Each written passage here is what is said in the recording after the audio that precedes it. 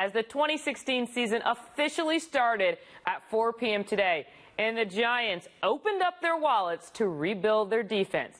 And according to several reports, the biggest contract was handed out to defensive end Olivier Vernon. The former Dolphins' new deal with Big Blue is worth $85 million over 5 years, with $52.5 million in guarantees.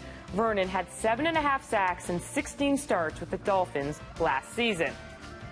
And the G-Men also beefed up their secondary by adding free agent cornerback Janoris Jenkins. The former Ram is expected to sign a 5-year contract worth $62.5 million, according to several reports. The 27-year-old finished with 64 tackles, 3 interceptions, and a forced fumble in 15 games with the Rams.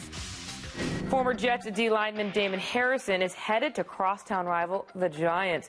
Harrison is reportedly going to sign a 5-year deal worth $46.5 million, with $24 million guaranteed. The 27-year-old was an undrafted free agent and spent the last 4 years with Gang Green and was the anchor of the Jets D line. Here's former teammate Willie Colon on Harrison's new deal. It's a hard pill to swallow. But from what he's come from and what he was able to do this year, and amongst the defensive line where he was kind of the third guy amongst the Avengers, if you will, you know, he deserves it. And I'm happy he made the choice. He's not afraid of putting his head in the fan. He wants to play football. He likes the physical nature of it, and he lives for it. And he lives for everybody in that locker room.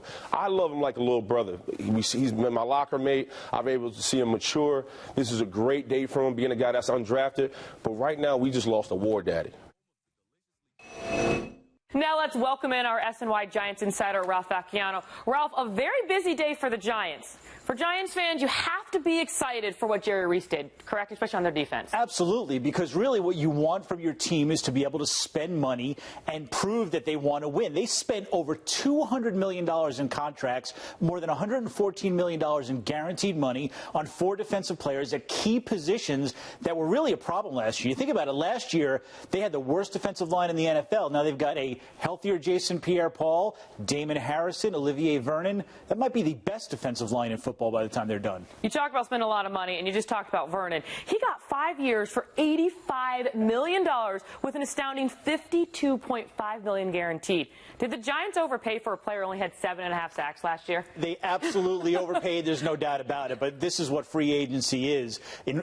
Free agency is not about who the best players are. It's about who the best available players are. It was not a great market for pass rushers. So when Olivier Vernon is sitting out there, the Giants were faced with this question. Do they overpay for him and outbid the Jacksonville Jaguars, who had a ton of money to spend, or do they get left with nobody? And they simply couldn't have a free agency period where they didn't get one of the top pass rushers, because that was their biggest issue last year. All right, Giants still have some money to spend.